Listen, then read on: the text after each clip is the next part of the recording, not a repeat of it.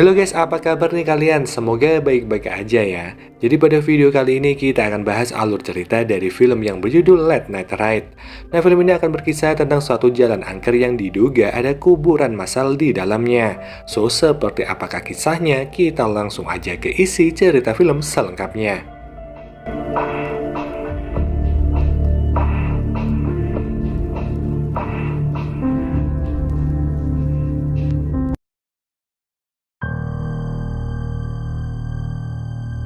Pada suatu malam, seorang gadis bernama Charlene hendak menaiki sebuah bus umum karena dia udah janjian dengan teman-temannya. Namun saat di dalam bis, Charlene merasa kesal karena bus yang terakhir ini selalu aja berhenti di tempat pemberhentian terakhir. Padahal nyatanya nggak satupun penumpang yang turun atau naik di halte itu. Sehingga Charlene marah pada sopir bus tersebut dan memintanya agar segera melanjutkan perjalanan. 最后一班车不只是在都没有人，你怎么一直停？ Namun si sopir malah menegaskan jika waktu udah menunjukkan pemberangkatan terakhir dan dia harus berhenti di tempat tersebut. Karena selain mengantar manusia pulang, dia juga terkadang mengantar arwah yang hendak turun atau naik di halte ini. Mendengar hal tersebut, Charlene yang ngambek lalu berjalan kembali ke tempat duduk paling belakang. Namun seketika itu lampu di dalam bis mati total, sehingga dengan terpaksa si sopir langsung meminta maaf pada makhluk yang gak kasat mata di sana. Karena dia tahu jika mereka telah marah dengan pernyataan Charlene barusan. Gak lama setelah perjalanan dilanjutkan, teror pun mulai terjadi. 呀，刚才乱讲话。 Di mana saat itu Charlene diperlihatkan dengan sosok penampakan hantu wanita yang duduk tepat di belakangnya. Merasa ada yang gak beres dengan bus tersebut, dia lantas merengek kepada si sopir dan meminta turun dari bus itu. Ketika turun, dia juga gak berani menengok ke belakang karena ditakutkan dia melihat kembali penampakan dari hantu tadi. Di sisi lain, kita diperlihatkan teman-teman Charlene yaitu Alex, Dylan, dan juga Natalie. Mereka udah menunggu dari tadi kedatangan Charlene, namun mereka dibuat kecewa dengan sebuah pesan dari Charlene yang mengatakan bahwa dia nggak jadi datang karena telah melihat sebuah penampakan di dalam bis. Sempat mencoba menghubungi Charlene untuk membujuk, namun sayang teleponnya nggak terhubung. Sehingga mau nggak mau, mereka pun harus memulai aktivitas tanpa Charlene. She's not joining us today. What nonsense is this?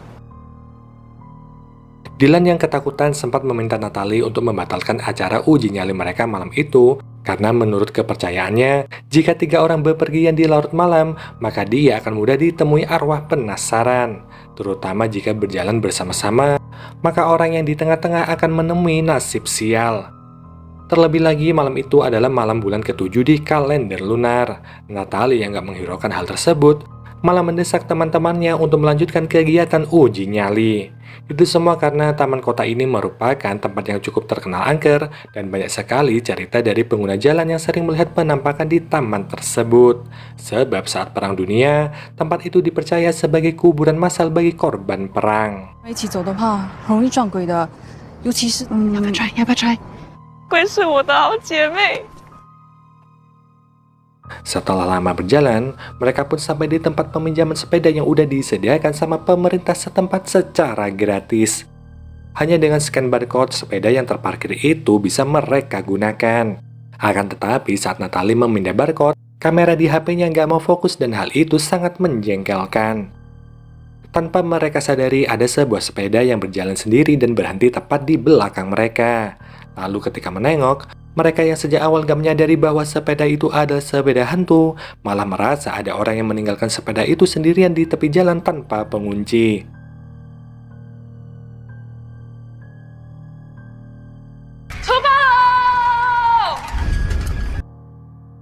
Singkatnya, setelah tiba, Natalie segera merekam dirinya bersama Dylan dan juga Alex.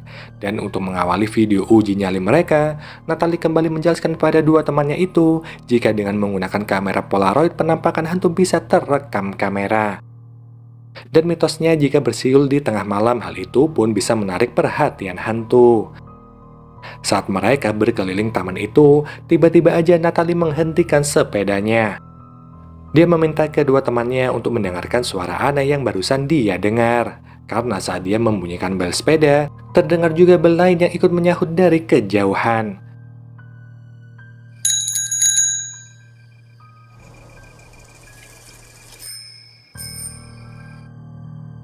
Gak lama mereka kemudian pergi ke lokasi yang diduga sebagai sumber suara bel sepeda itu. Namun sesampainya di sana, ketika Natalie memotret ke arah pohon, tiba-tiba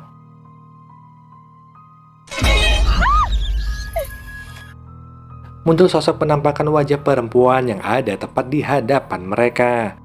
Alex yang merasa ketakutan mencoba untuk tetap berpikir positif dan mengatakan jika itu hanya seekor kelelawar. Lalu saat mereka kembali ke tempat semula, sepeda mereka tiba-tiba udah tergeletak di tanah. Hal itu membuat Alex ketakutan dan mulai menuduh Natalie yang udah sengaja melakukan tipuan untuk menakutinya. Alex kemudian juga menuduh Natalie udah bekerja sama dengan Charlene untuk menakut-nakutinya. Gak lama terlihat sosok yang bergerak cepat di balik pohon, dan setelah itu ada sosok gaib yang menarik kaki Dylan. Sehingga mereka berdua segera pergi untuk meninggalkan Natalie seorang diri tanpa mau mendengarkan penjelasan apapun.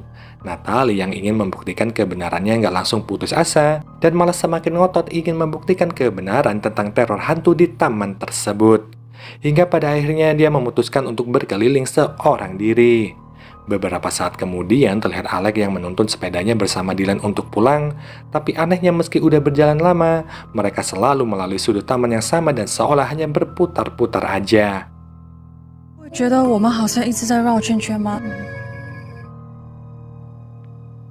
Di sisi lain, Natalie yang masih berkeliling taman terlihat menghentikan sepedanya karena dia merasa ada seseorang yang duduk di bangku belakang. Dan tanpa rasa takut, dia segera mengambil kamera dan melakukan selfie. Hanya aja setelah itu,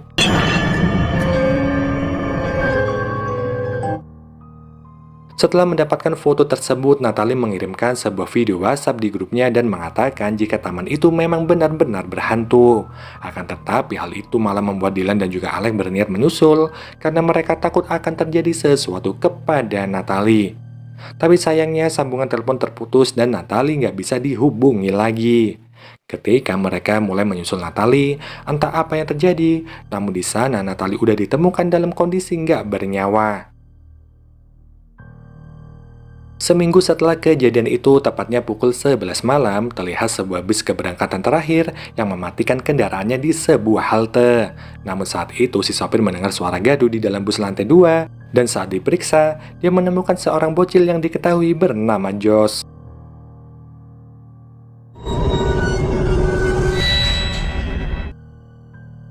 Dan gak berselang lama, ayahnya Josh bergegas menjemputnya dan di sana si ayah ini mendapatkan teguran dari sang sopir bis.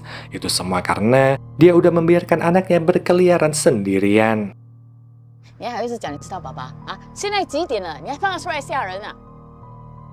Keesokan harinya di sebuah tempat makan terlihat seorang sopir taksi online bernama Min. Saat itu dia sedang bertemu dengan teman-temannya sesama sopir taksol yang membicarakan sebuah kecelakaan yang menimpa seorang gadis. Dan ternyata gadis yang dimaksud itu adalah Natalie. Namun sayangnya mobil yang menabrak Natalie itu gak bisa ditemukan karena minimnya cahaya di jalan angker tersebut. Min yang mendengar cerita itu tampak gak menghiraukan pembicaraan mereka karena dia mendapatkan sebuah orderan. Pagi harinya, Min yang sedang mangkal di parkiran untuk istirahat sambil menunggu orderan masuk, tiba-tiba mendapatkan order dari 3 gadis teman Natalie, yaitu Charlene, Alexis, dan juga Dylan. Mereka bertiga tengah mencari pelaku yang melakukan tabrak lari pada Natalie, yang mana Min kemudian diperlihatkan foto Natalie. Dan ketika dia hendak menyimpannya seketika itu dari kamera belakang mobil, dia melihat sosok kaki wanita yang berdarah. Namun saat Min ini menoleh ke belakang, anehnya dia nggak bisa menemukan siapapun di sana.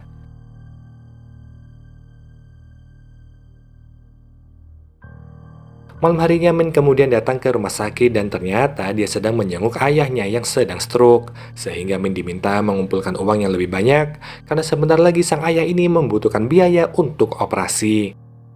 Di saat yang sama, ayahnya Josh yang bernama Jiyoung pergi ke rumah sakit itu untuk memeriksakan kondisi kejiwaan Josh. Diketahui di sana, ternyata Josh mengalami trauma berat setelah ibunya meninggal dalam kecelakaan mobil.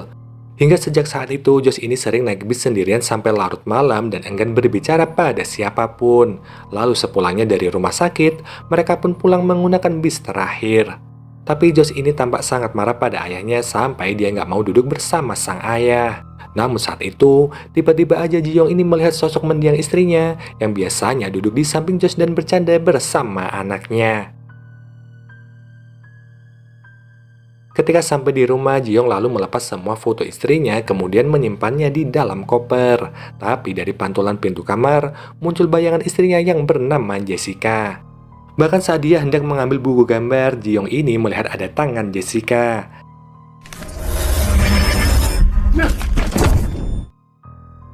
Gak lama kemudian Ji-young kedatangan tamu dari kepolisian setempat, yang mana mereka menanyakan tentang kronologi kecelakaan maut yang menewaskan istrinya malam itu.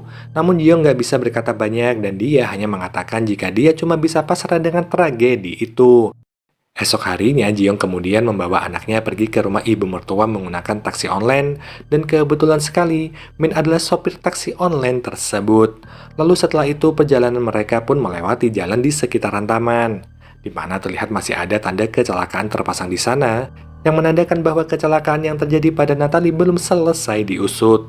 Hingga saat melintas, mobil Min ini tiba-tiba mogok. Akhirnya Ji-young terpaksa mencari angkutan umum karena hari itu udah larut dan dia takut membuat ibu mertuanya menunggu lama.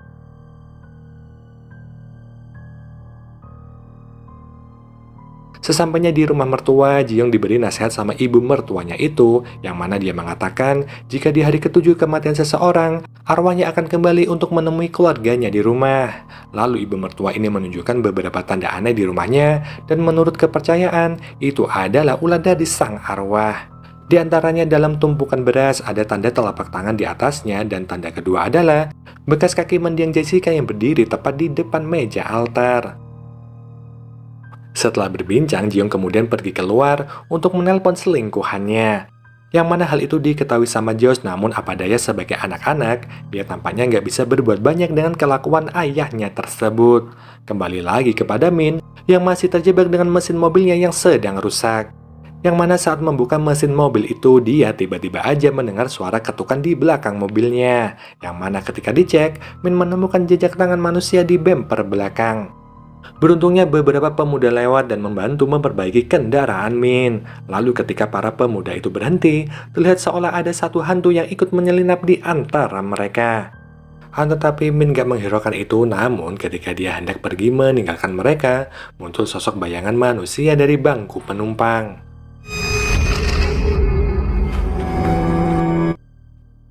Malam itu juga Min langsung membawa mobilnya ke bengkel dan si montir berkata jika nggak hanya mesinnya aja yang harus diservis, tapi lampu depan mobil Min juga harus diganti, sehingga karena hal itu, si montir segera masuk ke dalam untuk mencarikan spare part-nya. Tetapi saat menunggu ini, Min melihat ada darah yang mengalir di bawah mobilnya. Lalu secara tiba-tiba lampu di dalam bengkel mati total dan membuat Min sangat ketakutan.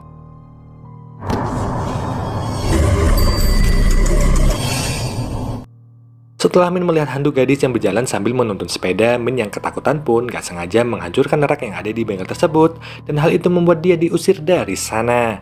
Bingung dengan teror ini, Min mengambil memory card dari kamera mobil tersebut dan berharap akan menemukan sebuah jawaban. Tapi gak lama setelahnya hantu muncul lagi dan menyerangnya.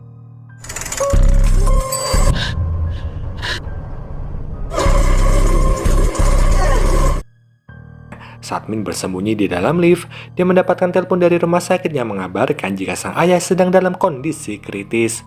Min lalu segera pergi ke sana, tapi gangguan gak berhenti begitu aja, di mana kaca depan mobil Min tersiram dengan darah yang sangat banyak, dan hal itu mengganggu pandangannya. Kemudian sosok hantu itu menepuk pundak Min dan duduk di bangku sebelah Min. Kemudian si hantu pun bertanya, mengapa Min gak mau menyerahkan diri kepada polisi. Min yang ketakutan lalu berlari keluar dari mobilnya dan dia pun akhirnya pingsan di tengah jalan. Beruntungnya gak lama setelah itu, Min ditemukan oleh seorang pengguna jalan. Kemudian kembali pada Josh yang lagi-lagi kabur dari rumah neneknya setelah dia mendengar ayahnya yang berbincang dengan wanita lain di telepon. Josh pun segera naik bis dan duduk di lantai 2, dan seperti biasa, Ji-young pun kemudian menyusul Josh. Tapi anehnya dia malah mendengar anaknya itu tengah berbincang dengan sosok yang gak kasat mata. Ternyata itu adalah arwah mendiang Jessica dan sosok tersebut langsung mendekati Ji-young. Tiba-tiba lampu di dalam bus itu mati dan Josh yang panik lalu keluar dari bus tersebut. Ji-young segera mencari keberadaan anaknya itu, dan setelah menemukan Josh, Ji-young pun meyakinkan Josh untuk gak mengikuti perkataan ibunya. Seketika itu mereka pun teringat kejadian yang sebenarnya di mana kecelakaan Jessica ternyata diakibatkan oleh Ji-young sendiri. Saat itu dia bertengkar hebat dengan Jessica karena Ji-young ini ketahuan selingkuh di kantornya. Perdebatan di antara mereka pun semakin menjadi-jadi sampai-sampai Ji-young ini kehilangan kendali dan gak sempat menghindar saat melihat Natalie yang sedang berhenti di tengah jalan. Kecelakaan itu pun gak bisa terhindarkan, di mana Natalie yang sendirian merasa shock telah melihat kejadian tersebut. Yang mana bukannya menolong Jessica, Natalie malah langsung pergi dari tempat itu karena ketakutan.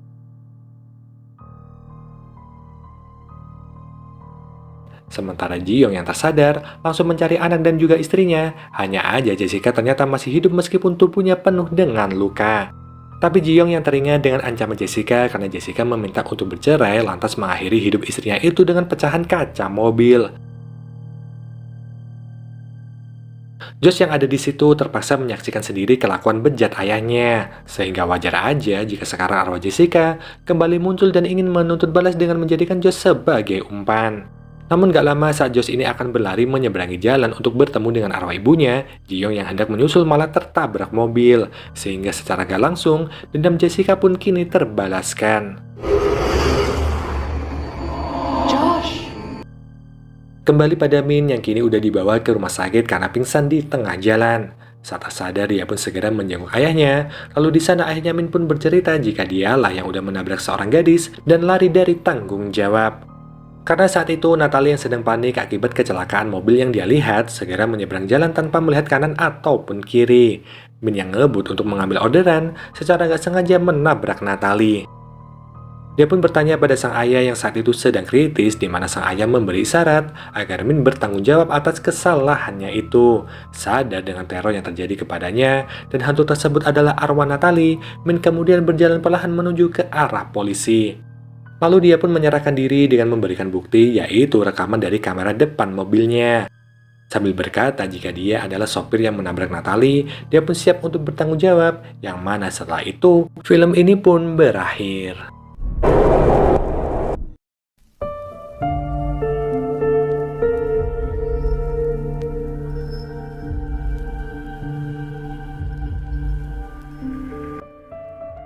Semua akhirnya udah jelas ya, jadi kita nggak penasaran lagi sama nasib semua karakter di film ini. Dan untuk horornya sendiri cukup menegangkan guys, jadi kalian bisa nonton full movie-nya kalau penasaran. So mungkin gini aja pembahasan film kali ini dan kita jumpa lagi di video selanjutnya. Wassalamualaikum warahmatullahi wabarakatuh, bye-bye.